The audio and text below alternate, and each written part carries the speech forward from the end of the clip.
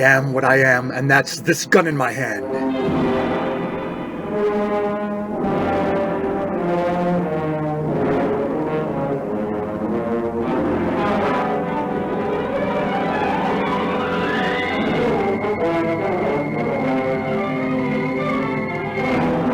A cold wind blows over the quiet docks outside Parabellum City this morning.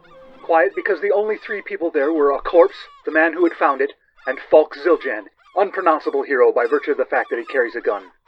I assure you I had nothing to do with this man's death. I arrived only a moment before you. I saw you walking up just before I did, but you could have killed him, walked away, and then walked back. Accusing the last person seen with the victim is lazy police work, Mr.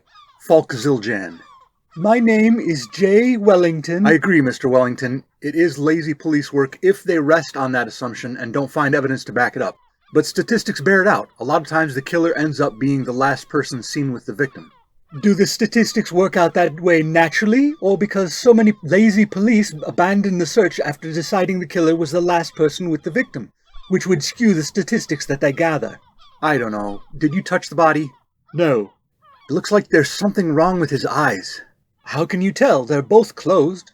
Right, but one's closed like normal, and the other one is squinting. There's more wrinkles on that side, like he squinted habitually. His eye had been injured? Sure, why didn't I think of it sooner? This man might have been a victim of the notorious Moses Eugene Teef. Who? They call him Mo for short. He has a twisted desire to blind people, known to the criminal underworld as Injury to the Eye Mo Teef. Perhaps the killer or some later thief removed his eye patch when they removed his shirt. That's possible, but the shirt's still laying here. Or perhaps he had taken off his own shirt, holding it in his hand as he strolled. It's too cold this time of year to walk around shirtless. Well, I am not a policeman by profession. These are just ideas that occur to me. Maybe the eye thing is a congenital deformity. I've never seen a normal person with a chin protruding like that. Perhaps he contracted the disease from all his years at sea. What makes you think he's a sailor? There are several indications that he lives by the sea. Firstly, the tar flap on the back of his shirt. Second, the anchors tattooed on his grotesquely swollen forearms. I suppose you're right. Plus these crushed spinach cans all around him. Spinach is high in vitamin C, so it prevents scurvy. We might find some form of identification in his pockets, but there's nothing in his sailor shirt. No wallet in his pants. Here, I found a photo. It appears to be a preening young round-faced woman with dark hair in a tight bun. My God! She's thinner than Edward James Olmos's tie on Miami Vice. I have no frame of reference for that illusion. Sorry, I don't know what I was thinking. Look here, there's a corncob pipe lying near his head. Whatever that is in the bowl of the pipe, it's not tobacco. That, sir, is spinach. Why would anyone smoke spinach? Everybody says dried banana peels are hallucinogenic, but if that was true, it would be more popular. It's not even dried spinach, it's still damp. Is that a metal liner of some kind inside the bowl of his pipe? I've never seen anything like it. It's fragments of a tin can. You can still read part of the label. It says, pop something. What if the killer was leaving a clue? I have another theory. Hear me out, this may seem absurd. What if this sailor man was drawing on his pipe so forcefully that he was able to pull a can of spinach into it, ingesting the spinach through his pipe? And sucking in the can along with it? That doesn't make sense. There are more things in heaven and earth, Horatio, than are dreamt of in your philosophy. It's pronounced Falk. I've heard people mangle my name a million ways, but never like that. And here's the clue that tells us the identity of the killer. What clue? What do you see? This frying pan on the edge of the pier. It's formed in the exact shape of the face of a known ruffian from these parts, another sailor who goes by the name Bluto, or Brutus. He's been known to wear a turban and pass himself off as Middle Eastern on occasion, quite unconvincingly. I contend that this sailor was trying to defend himself, struck Bluto in the face with the frying pan, but was later struck down himself by a terrible blow. Should we shoo away these little birds that keep circling his head? I guess they're not pecking at him.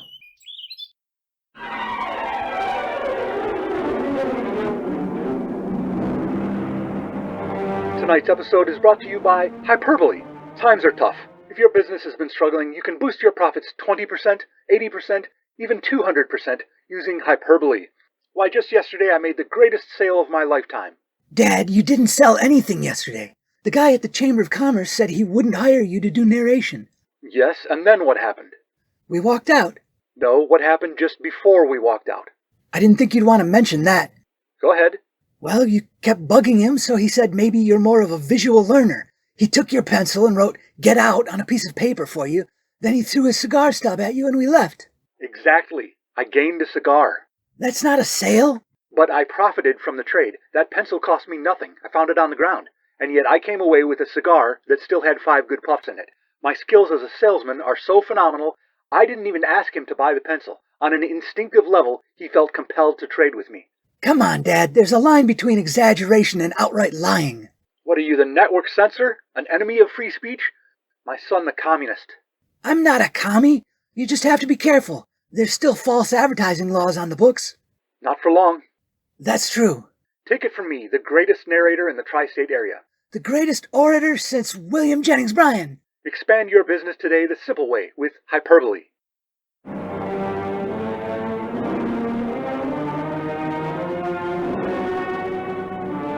Yes, the pieces all come together now to form a picture.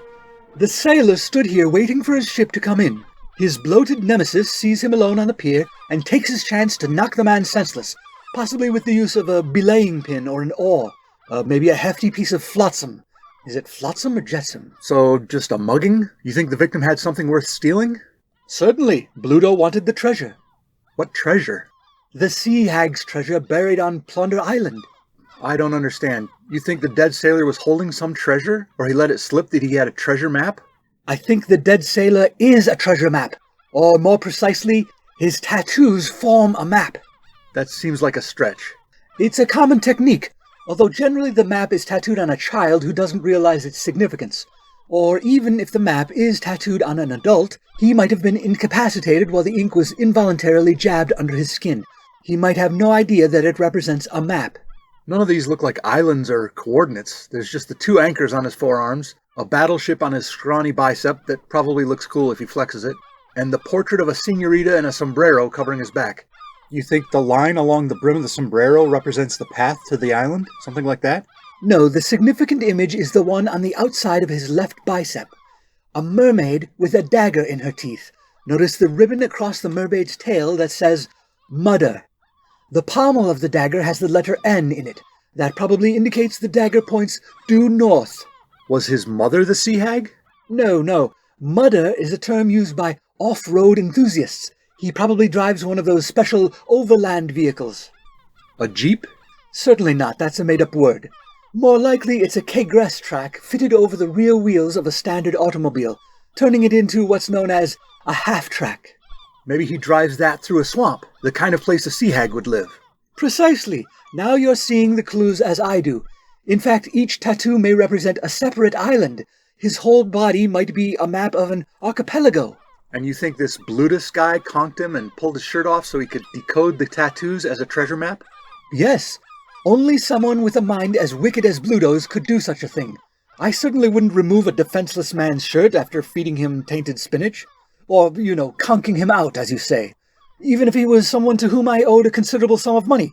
For example, if I had an insatiable appetite for hamburgers, yet no means to pay... This Plunder Island that the tattoos supposedly point to, it can't be very close to Parabellum City. We're hundreds of miles from any seacoast. All the rivers and lakes in the tri-state area are mapped and explored. It stands to reason that if the sea hag was hiding valuables, she might misdirect potential looters by calling it an island when the place is actually a city block or a particular building. For example, the Plunder Building, named after G. Hamilton Plunder, one of Parabellum City's founding gunsmiths. Wow, that does make sense. I've toured that building dozens of times, but they never let people look around the 4th floor. And this sailor has 4 tattoos. No, there's 5. 1 on his back, 2 on his biceps, and 2 on his forearms. If you only count his arms, he has 4 tattoos. You're right, that's too much of a coincidence. Let's go get that loot. Bruto is probably trying to get his hands on the treasure right now. We can bring him to justice, and maybe get some reward money for recovering the stolen treasure. Yes, quite. Although it would be easy to collect more money than just the reward, if you see what I mean. Are you all right? That wasn't me. I got bad news for you guys. I ain't dead. He's alive. What about the treasure? Oh, yeah. Look, you gonna be okay, mister? We were just getting ready to head out. Someone will probably be around to help you in a minute or two, I guess. Zildjian, how'd you let this mug feed you all them lies? He's been pestering me for years with this stupid tattoo map theory of his. My tattoos is just tattoos. There's no map. There's no evildoer named Bluto for you to capture. There's no treasure? He was really convincing. Maybe you didn't realize the secret meaning of the tattoos. This guy had you believing a human being can get hit in the face with a skillet, and only the skillet changes shape. What a goon. He's a sculptor. He crafted that cast iron pan. Yeah, I guess that's more plausible. Come on, Wellington, what kind of huckster are you? No, it's all true. Are you going to execute me now? I'm taking you to jail where you belong. I would gladly pay a bail bondsman Tuesday Get for walking, you.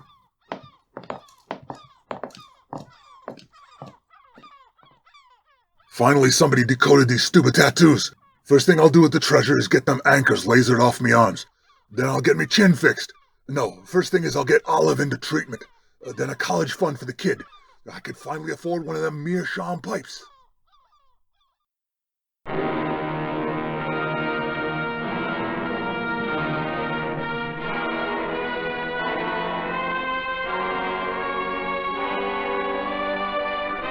The Ink-Stained Corpse, episode 71 of This Gun in My Hand, was permanently drawn under your skin by Rob Northrop. This episode and all others are available on YouTube with automatically generated closed captions of dialogue. Visit thisguninmyhand.blogspot.com for credits, show notes, information on how to subscribe, and to buy my books, such as Little Heist in the Big Woods and Other Revisionist Atrocities. What points me on the path to treasure? This gun in my hand.